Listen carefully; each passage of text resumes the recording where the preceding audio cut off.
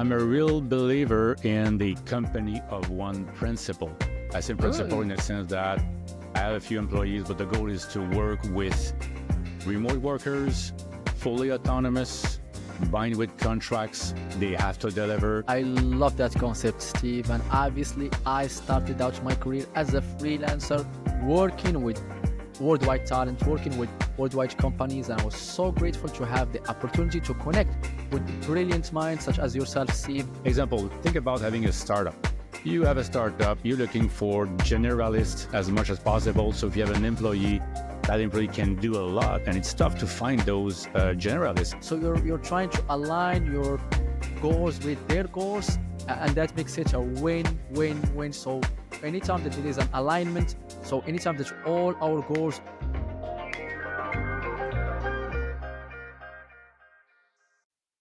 Hello everyone, it's a beautiful day to be alive. In today's Make Tech Work Unplugged Entrepreneurs, we are going to cover the future of building businesses using the power of outsourcing tasks, freelancing, and independent contracting. It's a beautiful day to be alive, and we're going to cover this in so many details. Before I start, Steve, tell us a little bit about the topic, get us into the context, and let our users and listeners understand why this topic is important in their businesses.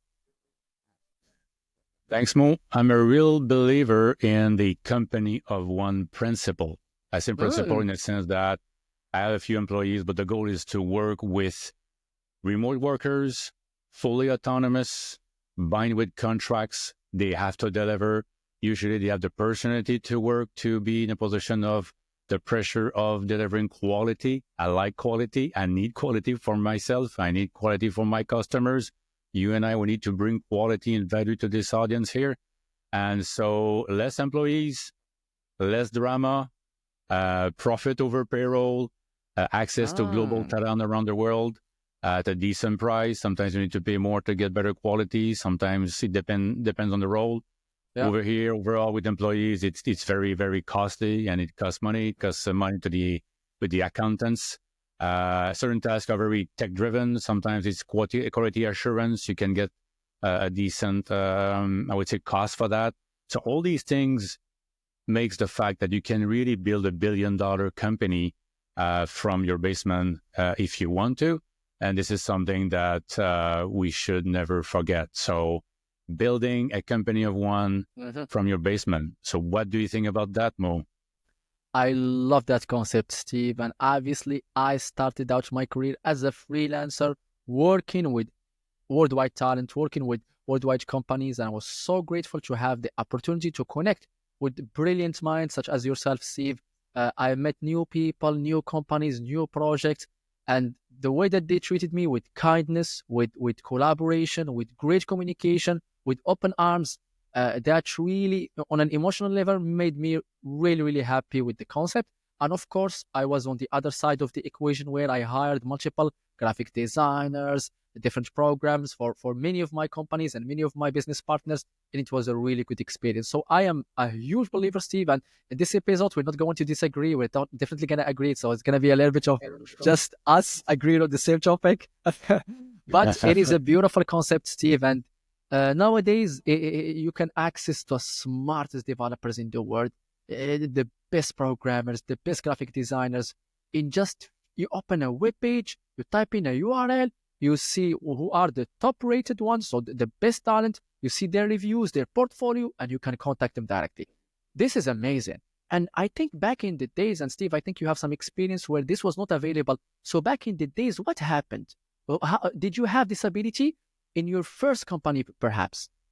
So when you say back in the days, is it because of my gray hair, Mo, or? Absolutely not, man. You bring the wisdom. You bring the wisdom. No.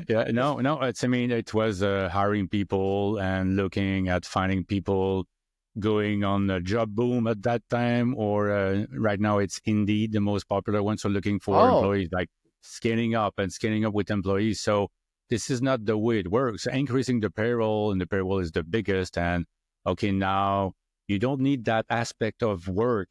That skill is not required anymore. It's like, example, think about having a startup. You have a startup, you're looking for generalists as much as possible. So if you have an employee, that employee can do a lot. And it's tough to find those generalists, and they're good, and they can find a job somewhere else. And with a startup, you have less time to prepare the future. That's kind of weird, but you cannot have redundancy in terms of employees and tasks.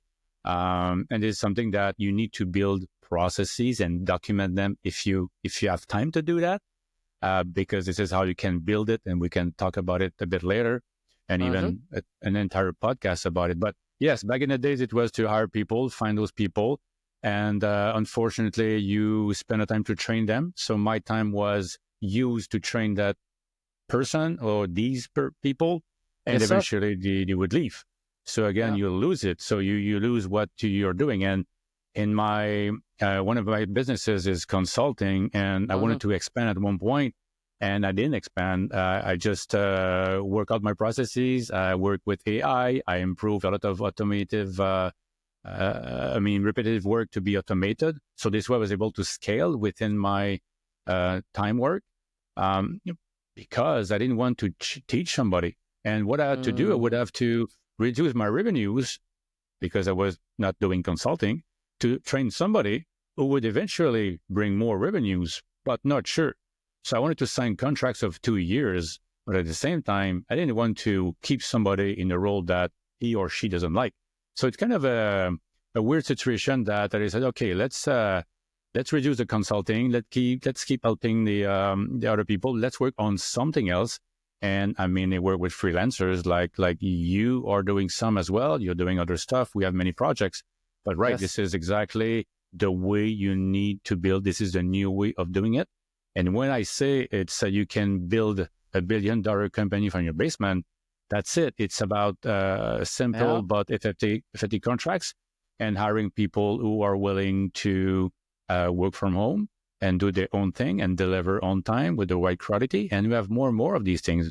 More people in the new generations, they want to have their own businesses. They want to deliver. They want to control their revenue stream, and sometimes having multiple revenue streams, which is a good thing too.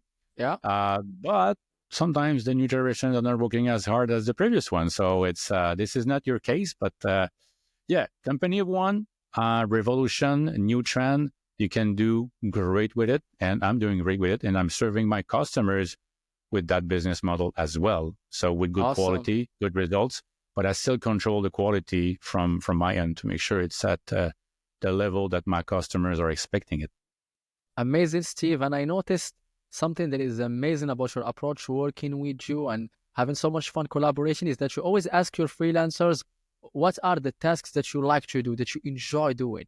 So that is, let me tell you something, Steve, that is a powerful, amazing implementation that it was the first time that somebody did that in a collaborative project for me. I was like, wow, Steve is a very interesting individual, because you're trying to find the talent and you're trying to fit the talent in the right position or the right role or the right task that they can really do more. They can be very motivated, very passionate, very driven.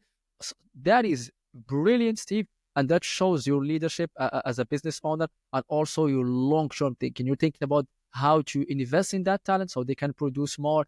And maybe it's a good idea for different business owners that are listening to us. We have a lot of business owners that love our content. So tell us a little bit about that philosophy, Steve, because I think there is a lot of your brain power that goes into that. Yeah, first of all, thank you very much. I really appreciate the comment. You're very welcome. Merci à vous, Steve. Not scripted. No, for me, I mean, the way I work, I work on things that I like most of the time. And if I have to do something I don't like, I'm going to finish it up with quality, but I won't do it again, or I'll do it differently.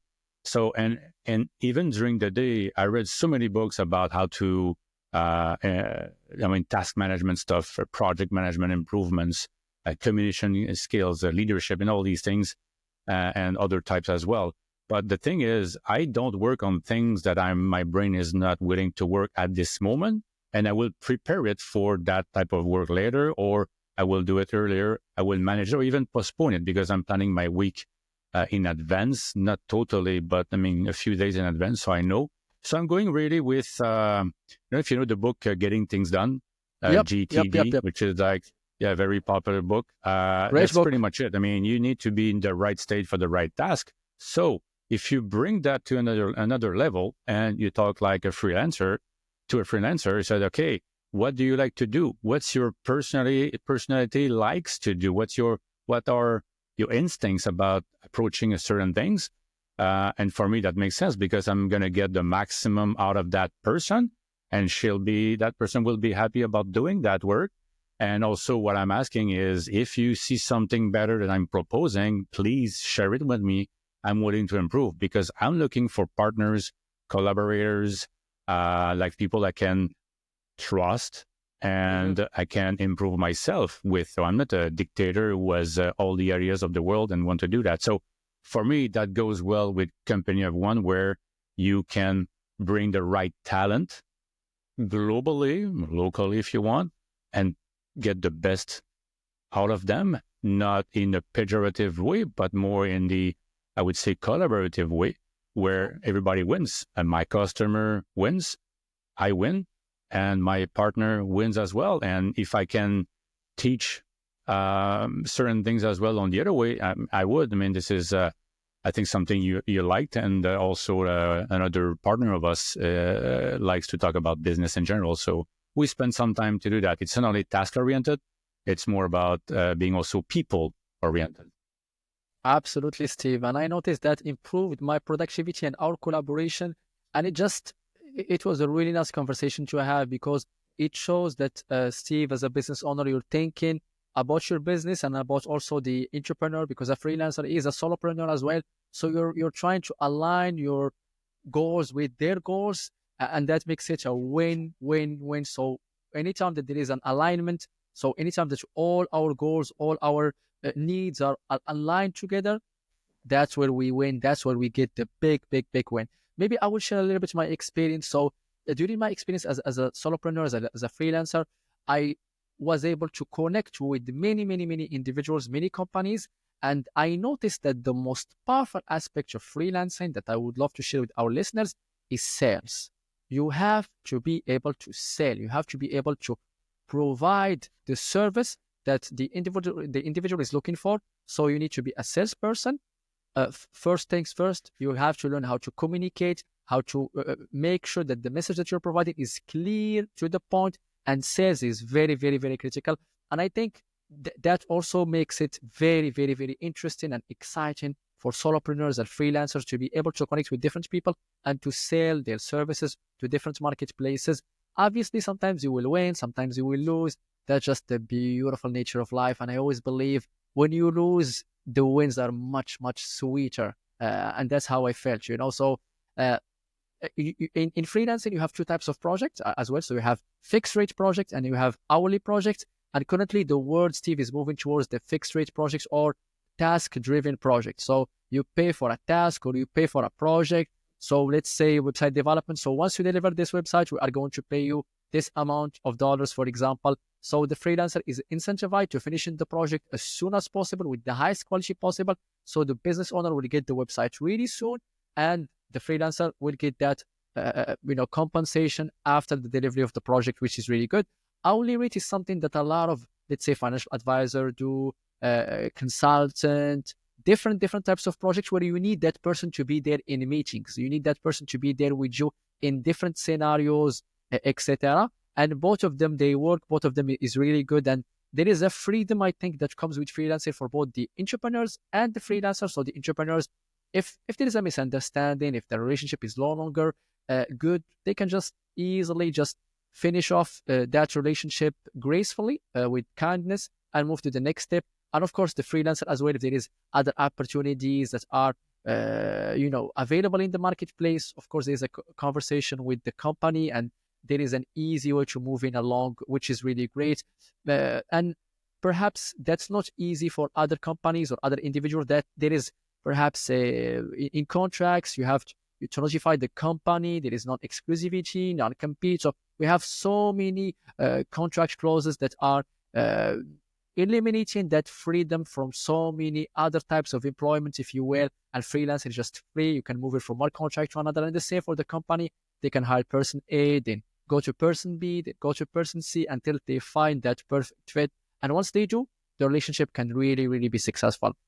Maybe Steve, tell us a little bit about how freelancing as an individual helped you grow your business. So what did you notice when you started finding good talent? Yeah, no, it has been very good. I was able to hire global talent at a decent cost for a specific project. So no hiring process. Yes, you need to look at the platform like Fiverr, Upwork, and other platform like this to find out the best. But now nowadays you can really like type a concept, an idea, AI will write it for you, and that's going to be published and people can bet on it, start the discussion, and you can find the best person that fits with you, that in my case looks or works more like a partner than only a doer, because I don't want to define everything. I like to leave some freedom to the freelancer. So this way we can get the maximum out of it. So that helps a lot because I was able to build a lot of certain things that I didn't have time to do. Mainly for my own projects, because I have like a few projects on the go at the same time, and that helps a lot. So for me, that makes a lot of sense. And again, that made me realize that the company of one concept can work. But for certain critical tasks, you still have to have the right people, and also having something internal that you can meet, you can talk, you can elaborate. You save time overall. So, but only for the critical pieces. For stuff that can be delegated and are like punctual or repetitive that AI and other algorithms cannot do, it's good to have somebody who takes the thing, like example, digital marketing.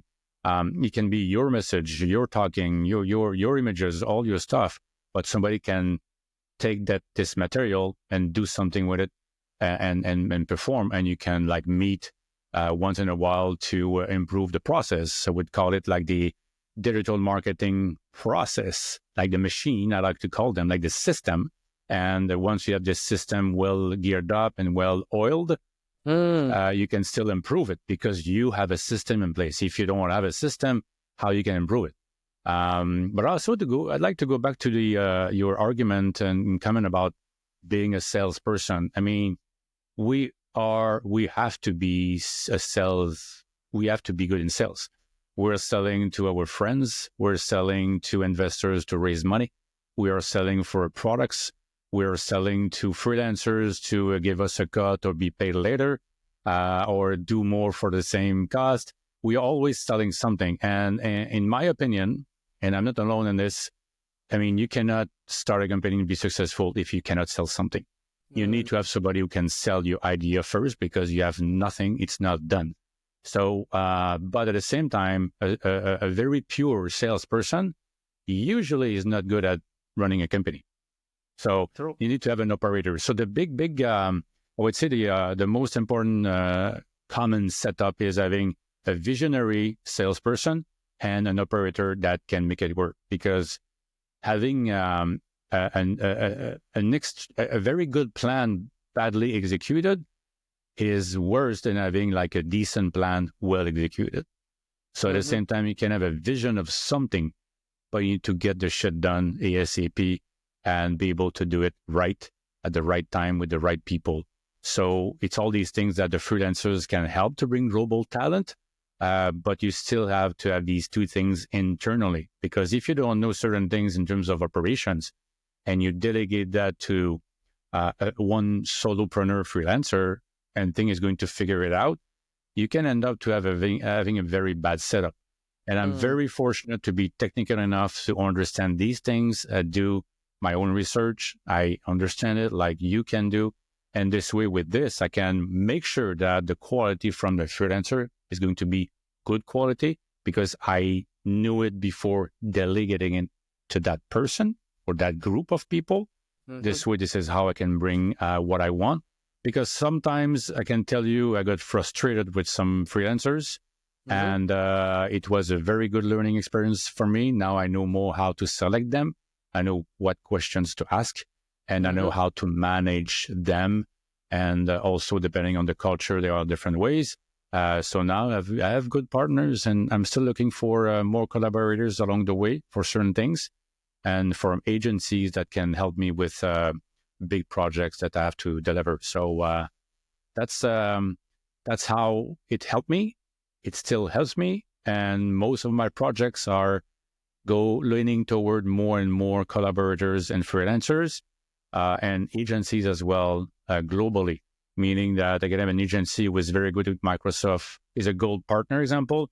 Okay, that's great because I can do that. But the other one is better at web development. That's going to be this company that I'm going to, or this agency.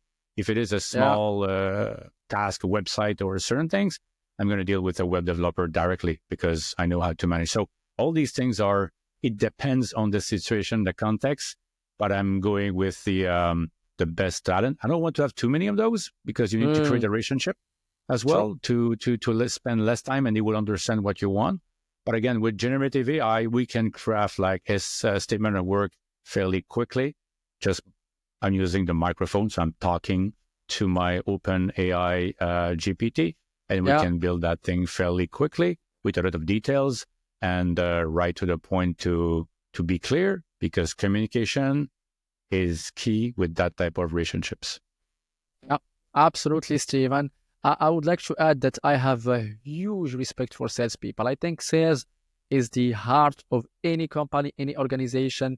And obviously, it's not enough. You definitely need an operational manager, an operation team to make it all work. But sales is something that I think everybody should learn, because we are selling every day. When we have a conversation with our friends, when we have a conversation with our colleagues, when we are talking to our family members. So sales, you're always selling an idea, always selling something, you're always selling an action. So it's the art of convincing. You're a good salesman, Mo. I can tell you that. You're a good sales guy.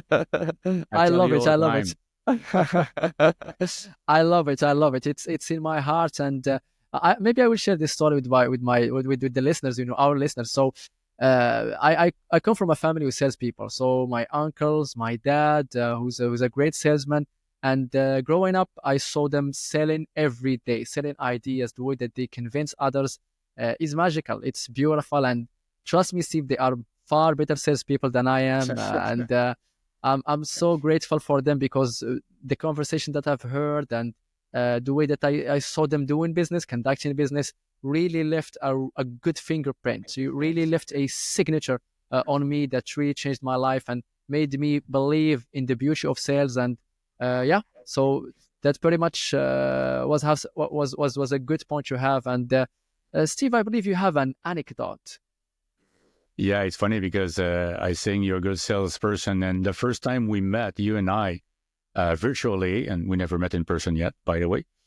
We should, by the way, we should. Hopefully, we'll fix that in 2025.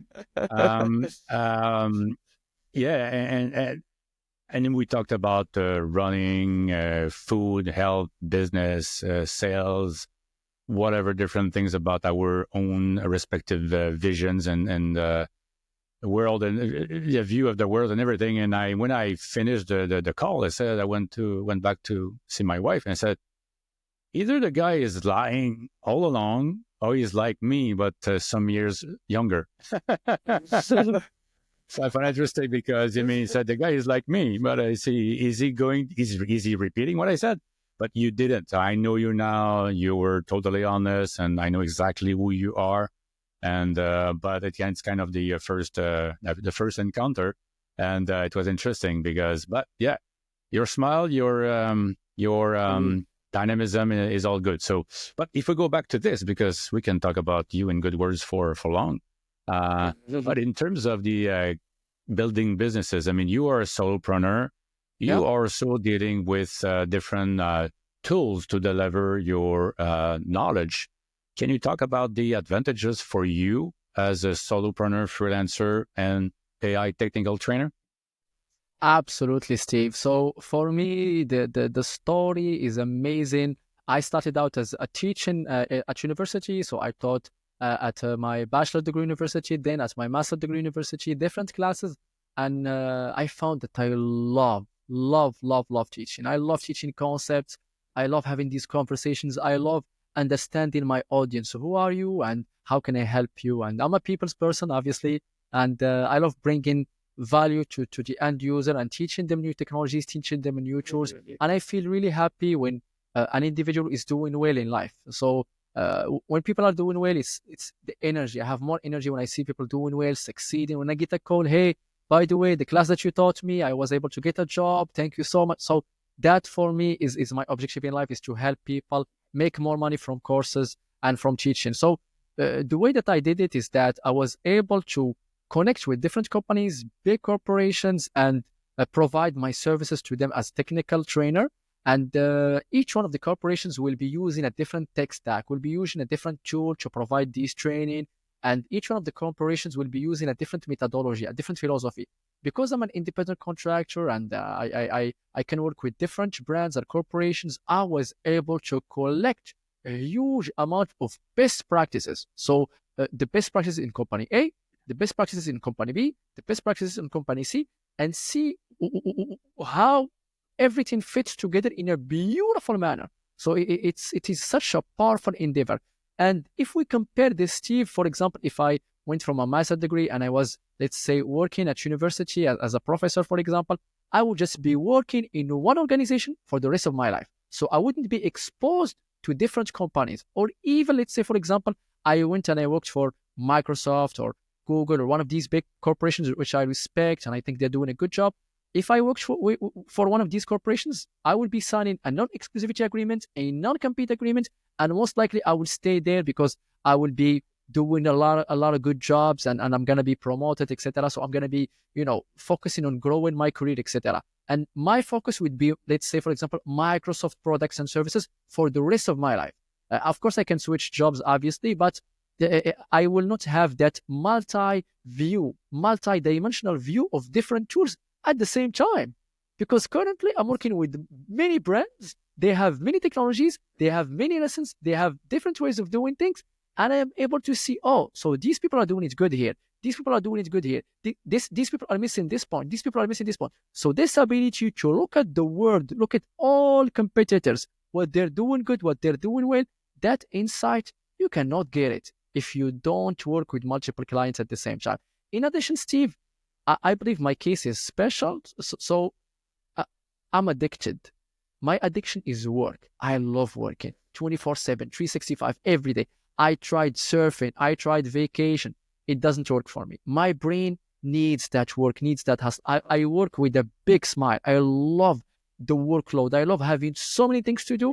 I love having a big to-do list and be like, wow, let's see if I can do it. And then I do it and I add more to my to-do list. So I'm somebody who loves working, who enjoys productivity, who's just in love with it. So I don't find it difficult because I do what I love and I love what I do.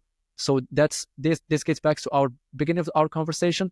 But at the same time, I know so many freelancers in my network who are working with multiple clients and they just have to manage it together. Maybe a small point here, Steve, that I would like to share with you is that sometimes in freelancing, you have to be able to allocate your resources in a very dynamic manner. So what do I mean by that? So make sure that you prioritize your clients simultaneously based on the different deadlines that you have. So let's say you have a deadline 2 months from now. So that's going to be a project that you're going to postpone, if you will, until you finish some of the project that you have this week, next week, during the next 15 days, etc. So it's all about timing, and you should never have the same deadline for multiple projects at the same time. So let's say you have an AI development project and all these AI tools are due the 13th of March. I don't know about you, but hey, this is impossible. This is mission impossible. You cannot do it. It's a mission that you cannot accomplish. So it's always a good idea to allocate and diversify your portfolio in terms of deadlines. Be honest, be frank. Hey, Steve, guess what? I have a project that is a little bit soon that I have to deliver. Is it okay if we deliver next month? If that's okay with you, is it okay? Yes, thank you, Steve. I appreciate you. So communicate. I always believe in transparency, communication. Reach out to people, and this happened with me and Steve. Sometimes when I have a deadline, I reach out to Steve, and Steve is very kind, very welcoming. No worries, Mo. Go ahead, do your thing, and I'm here. We continue later. So I noticed that communication, being honest, being transparent, being flexible in freelancing is very important, and obviously deliver it. So it's always a good idea for the freelancer to deliver the best quality. And we had this conversation about quality, Steve. And maybe it's my turn to ask you a question, and I know that you love these questions. I know a lot of business owners are listening to us right now. you have so much experience hiring the best talent, Steve, and I noticed this. The way that you hire people is very special. I want to ask you, what are the variables that you take under consideration when hiring freelancers? Oh, great question. I would say somebody who is independent and is quick at learning and come up with ideas I didn't think about. You said, okay, that's easy, and those words are easy to say. How I can figure that out? I mean, I like to do interviews with the right people, and tomorrow morning I have an interview with an employee an agency would like to hire. So I'm involved in the second level to make sure that the person who's going to work with my project will do the work. And so basically what to avoid, people who are doing what you want, 1, 2, 3, 4, 1. And I sometimes I call them like employee of level 1. And this is not the type that I'm looking for. So basically, I'm asking questions about, okay, here's my issue, is my problem. Do you know that tool? Do you know this? And they don't need to know everything because we have so many tools, so many things, so many stuff we need to stay. As long as they have done something equivalent and they have been persistent in finding solutions and challenging my stuff. If they are able to challenge my things, whatever they are right or not, I don't care. It's more about, okay, they are understanding it. So I can feel that. We all can feel it. But if we are not knowledgeable in something, that can be tough. Like with IT, with technology, what I see with my customers, they have a hard time to understand if they will hire the right person because the person sounds well and it sounds complicated and he seems or she seems to understand it. But if you don't understand, that's a problem.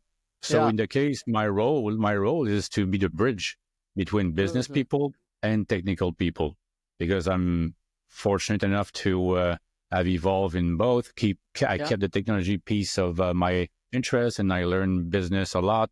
So I'm doing both, and I'm helping to do that bridge. So I'm helping to save a lot of money to customers because they don't spend money on things that doesn't make sense, and eventually their project also is built for the future. But it's really like if we go to Warren Buffett invests in companies, but what he likes to say is he invests in people within those companies because they have a plan, but he has the right questions, he has a lot of experience, and he believes to see that these people will execute the plan. But also, if something goes wrong, these people will find solutions. So for me, it's pretty much the same criteria for being a successful entrepreneur versus being an average or even worse. It's really to be healthy, to be able to, I have it in French, sorry. It's all good. It's all good. To be resilient over time, meaning really to pivot and change the course of your plan. Basically, a plan, when we were using printers, we were saying that a plan is already obsolete as soon as it goes out of the printer, because the things are evolving so quickly, you need to be able to adapt. So the right partner / freelancer needs also to adapt. Because if I write something and along the project we figure out, we should have gone this way, we need to switch. And if that person is willing to switch because it's a better plan and he likes it or she likes it, that's perfect. This way we are adapting.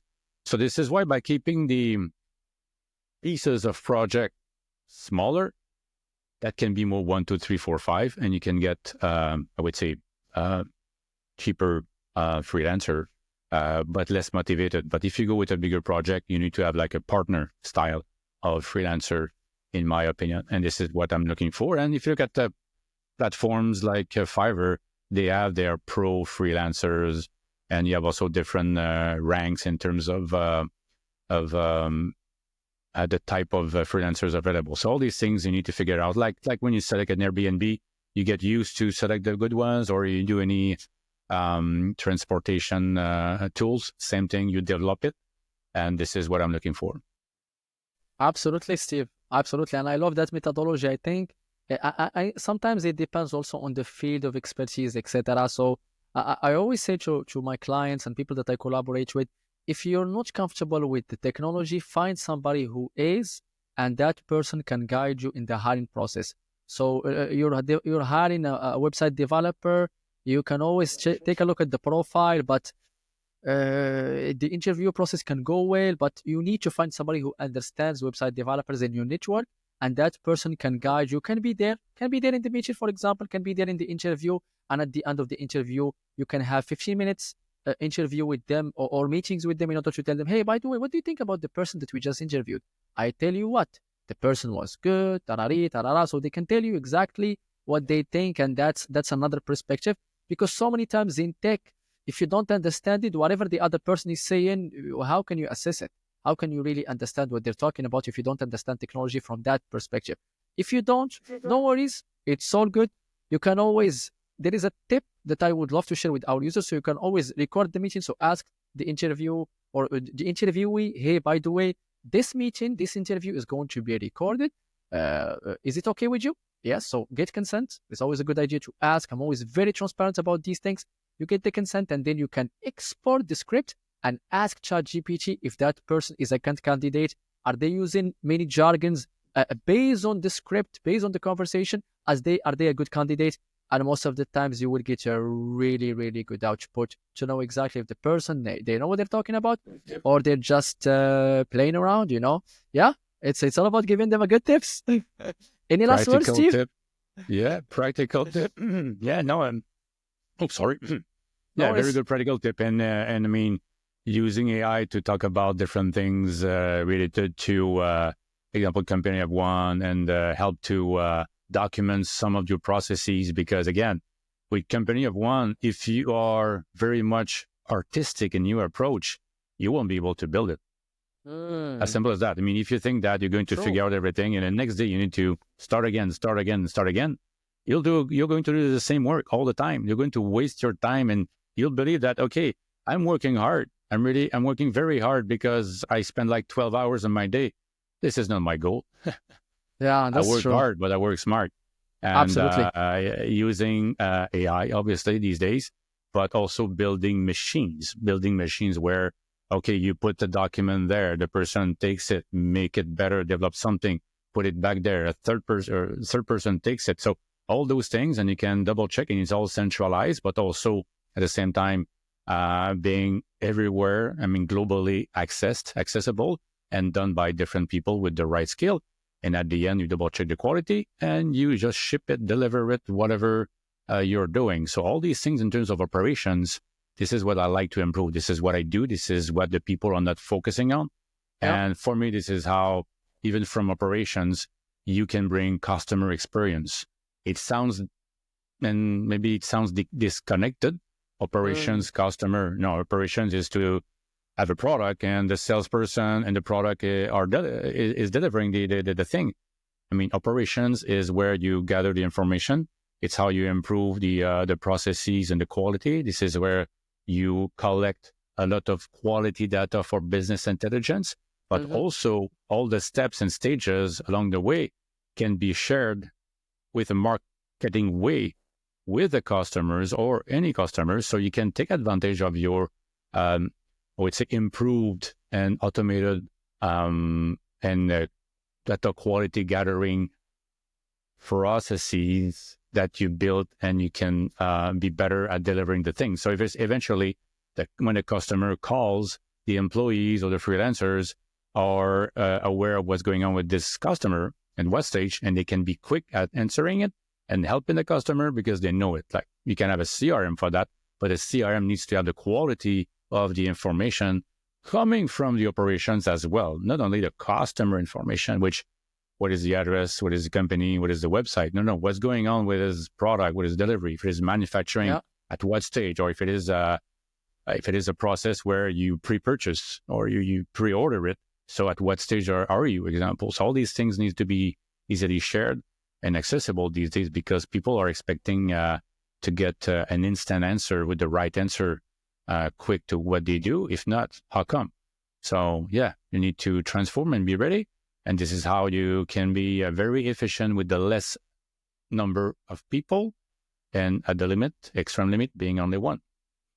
Absolutely. And I always love the example that you gave, Steve, of one person in the basement can build $1 billion company thanks to AI, thanks to scalability, as you said, and thanks to the level of entrepreneurship and freelancers that we have in the marketplace. So any last words, Steve?